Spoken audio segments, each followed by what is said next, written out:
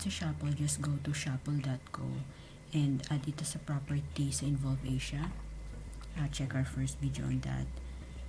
And then, yung na-generate mo na link, i-add mo dito by clicking the add link button. Okay, balik tayo dito, copy, and then paste natin to.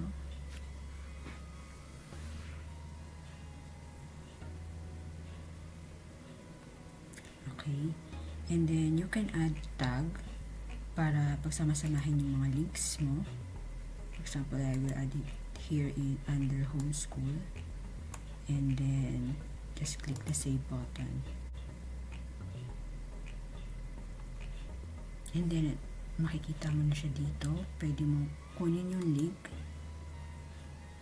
share, just copy link, and yun ay pwede mong i-share sa mga websites mo.